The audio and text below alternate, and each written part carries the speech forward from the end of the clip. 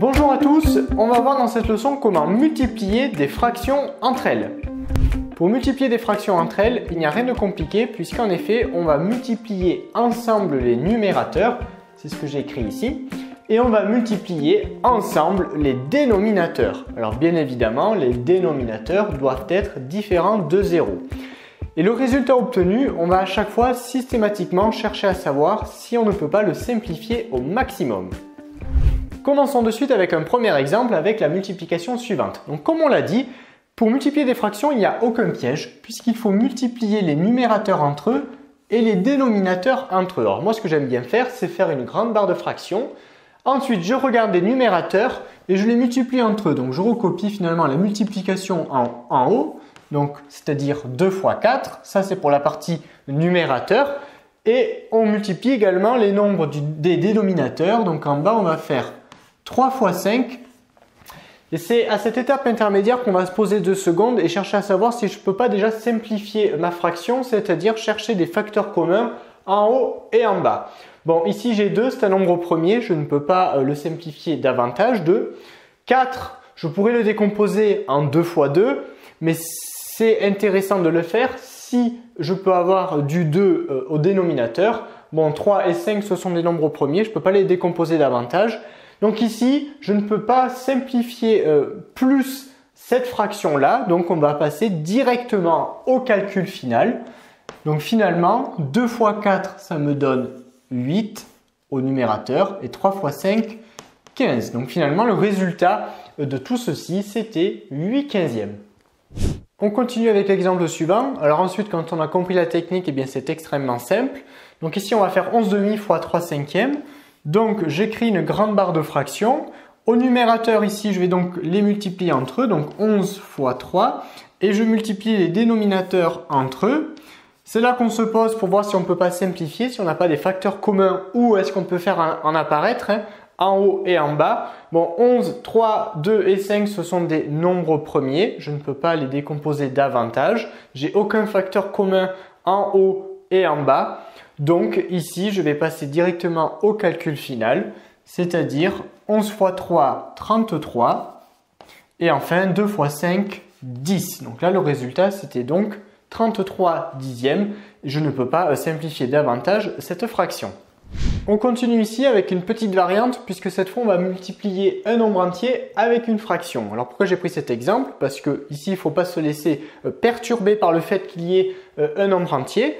Il ne faut pas oublier que le nombre entier 6, eh bien c'est sous-entendu 6 sur 1.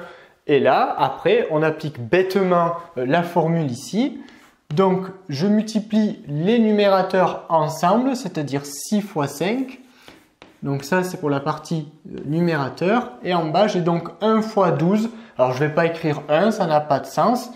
Et là, 12, c'est là que voilà, avant d'écrire 12, on réfléchit 2 secondes. Comme j'ai 6 au numérateur, bien 12, je peux directement le décomposer en 6 fois 2. Ainsi, je peux d'ores et déjà simplifier en haut et en bas par 6. 5 et 2, je ne peux pas les simplifier davantage. Et donc finalement, ici, le résultat, c'était donc 5/2. Alors là, on revient rapidement sur cet exemple-là. Le nombre entier, c'est sous-entendu divisé par 1. Maintenant, finalement, ça revient à quoi? Ça revient tout simplement à multiplier le nombre entier avec le numérateur de la fraction. On n'a pas forcément, il n'y a pas forcément besoin de faire apparaître le dénominateur qui est sous-entendu. Quand on a un nombre entier, comme ici 6, eh bien je sais que le nombre entier, je dois le multiplier avec le numérateur de la fraction et en aucun cas avec le dénominateur. D'accord? Donc on peut s'abstenir de faire l'étape de faire apparaître ici le dénominateur 1. On sait que le nombre entier, eh bien, il faut que je le multiplie avec le numérateur de la fraction. Donc le 6, il va se retrouver multiplié avec le 5. Et finalement, le 12, il va rester tout seul. D'accord? C'est sous-entendu 12 fois 1, mais le fois 1 n'a pas d'intérêt à faire apparaître. Donc finalement, là, ce qu'il faut retenir, c'est que le nombre entier, lui, je dois le multiplier avec le numérateur de ma fraction. Et ensuite, eh bien, j'essaye de voir, comme ici, si je ne peux pas simplifier davantage la fraction. Donc là, le résultat, c'était donc 5/2. Et enfin, on termine avec le dernier exemple que j'ai choisi ici pour te montrer comment on fait pour simplifier au maximum le résultat. Quand on a des grands nombres comme ici, on va donc chercher à simplifier au maximum, c'est-à-dire à faire apparaître des facteurs communs au numérateur et au dénominateur. Je prends déjà le 28. 28, je réfléchis donc dans quelle table c'est. Bon, 28, je sais que c'est 7 fois 4. Est-ce que si je le décompose en 7 fois 4, ça va m'intéresser? Autrement dit, est-ce que je peux faire apparaître le nombre 7 ou le nombre 4 au dénominateur? Bon, avec 81, ça va être compliqué de faire apparaître du 4 ou du 7. Par contre, avec 21, 21 c'est 7 fois 3. Donc là, je vais avoir un autre 7 qui va apparaître, qu'on va donc pouvoir simplifier avec le 7 de 28. Donc 28, je le décompose directement en 7 fois 4. Parce que je sais que 21, tout à l'heure, je vais l'écrire 7 fois 3 et les 7 vont se simplifier. Fois, pareil, 45, je réfléchis déjà dans quelle table c'est. Bon, 45, c'est que dans la table de 9 ou de 5, c'est 9 fois 5. Bon, 9 fois 5, est-ce qu'en bas, je peux faire apparaître du 9 ou du 5? Bien oui, avec 81, 81, c'est 9 fois 9. Donc, je sais déjà que je vais pouvoir simplifier par 9. Donc, ça m'intéresse ici de décomposer 45 en 9 fois 5. Donc cette fois, on s'occupe du dénominateur. Donc 81, bien je sais que je vais donc l'écrire sous la forme de 9 fois 9 pour simplifier le 9 tout à l'heure. Et le 21, on avait dit qu'on le simplifiait en 7 fois 3 pour faire apparaître le 7.